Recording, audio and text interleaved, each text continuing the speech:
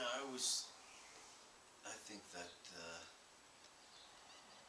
I was brought up Catholic, and so there was always the concept of, heaven and hell when you die. Yes. And, but I think that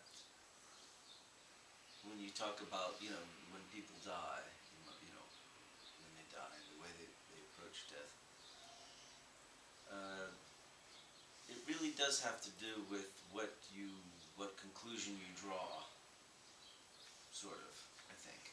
Yes. And I don't know, some people think, for example, that if somebody never felt, for example, if somebody never felt wrong about their crimes, let's say, that they would just, that's not enough, because that person, all their life, they never felt wrong about whatever they did, killing or stealing or whatever.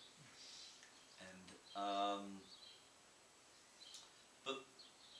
but my view is that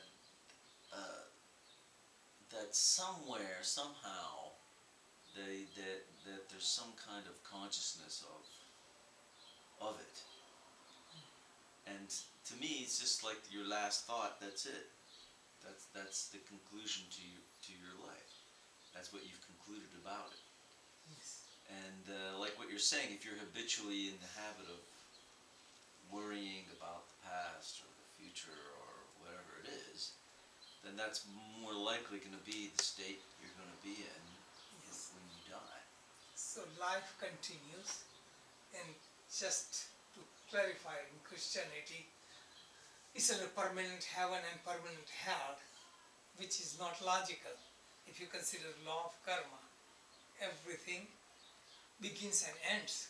So it's not like you do some good thing and you're in heaven forever, and you did something bad, you're punished forever. And just looking at life, you can see everything has beginning and end.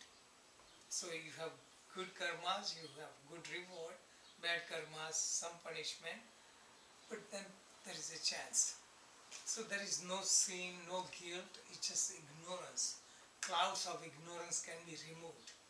So tremendous damage is done by interpretation of Christianity and other religion, sin and guilt, and that gets ingrained in the mind so deep. Though you become very smart and intelligent, those sanskaras overpower all our intelligence. So really, to get out of it, to see God is loving Father and forgiving Father, it gives you so much joy. So many people suffer from psychological diseases because they have ingrained so much about sin. I did this, I'm sinful. So they cannot forgive themselves. So when we say, I made a mistake, I can correct it. So things like that. Also, last thought determines next life. It's just, you can see that. Last thought is the essence of all our desires. So we continue the journey. So there is perfect justice. So from one life to another life is continuation.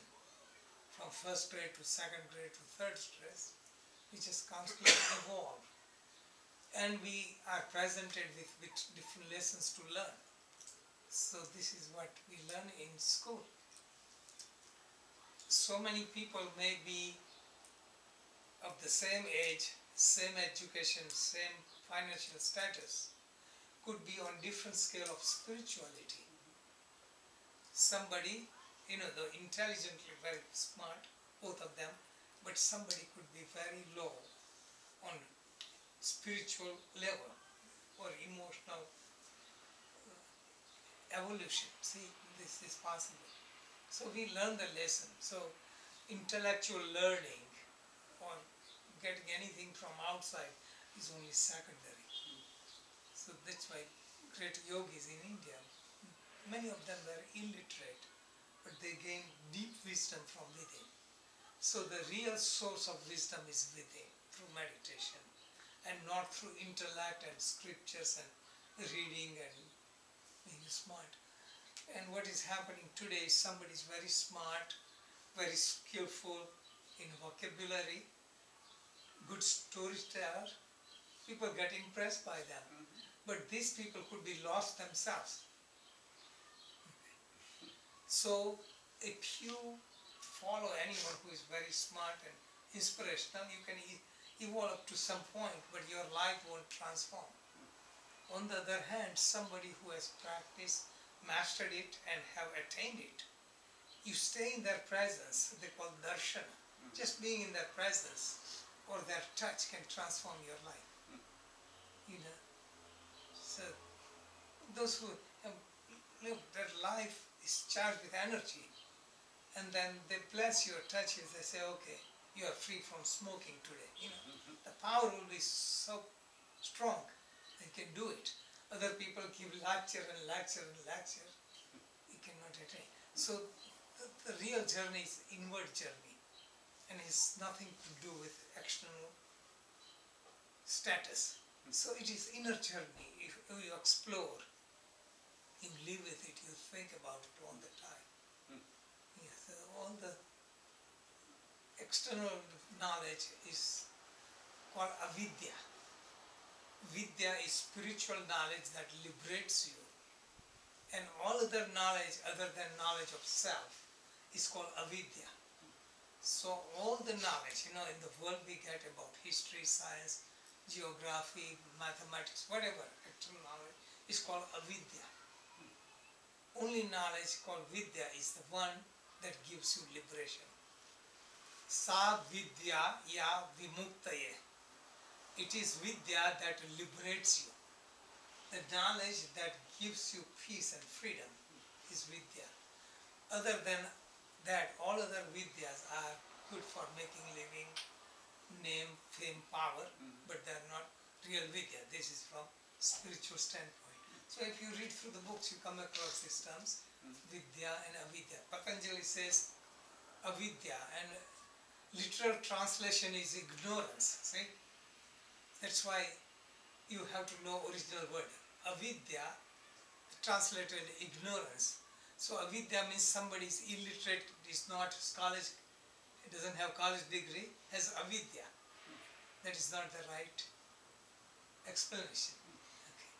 Avidya is spiritual blindness. Like they could be very smart, but spiritually they don't see the truth as is avidya.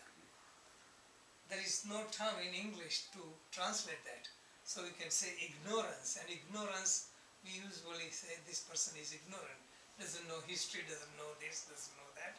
That is not the meaning. Okay. So avidya is spiritual darkness.